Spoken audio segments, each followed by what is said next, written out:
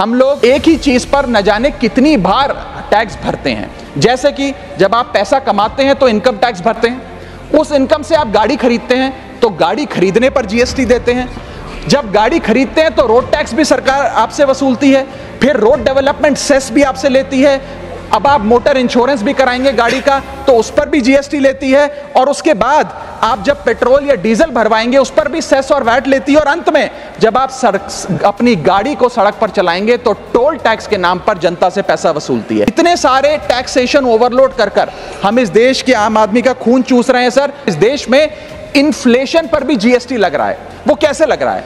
एक प्रोडक्ट जो 100 रुपए का बिकता था उस पर 18% जीएसटी हुआ करता था, आज वो वस्तु महंगी हो गई, 100 से 150 रुपए की बिकने लगी, अब 18% 150 रुपए पे लगने लगा, यानी कि 50 रुपए की जो महंगाई है उस पर भी सरकार जीएसटी लेने लग गई है, which is GST on inflation. में जिन लोगों को अर्थशास्त्र के बारे में जानकारी नहीं है उनकी राय पे अगर बजट बनाएंगे तो इसी प्रकार के फ्लिप फ्लॉप्स देखने को मिलेंगे। क्या हमारे देश की वित्त मंत्री इन्फ्लेशन एडजस्टेड प्रॉफिट्स में विश्वास नहीं रखती?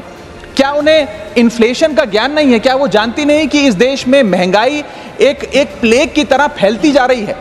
सरकार का एक सूत्री मिशन है टैक्स, सरकार का कमीशन है टैक्स।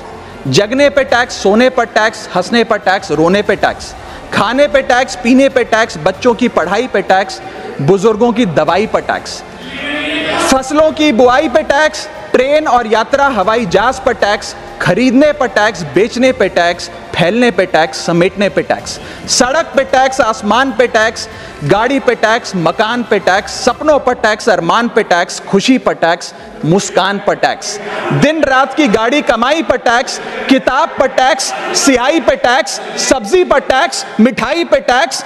सरकार जनता से वसूल रही है बीजेपी से दिल लगाई पर टैक्स।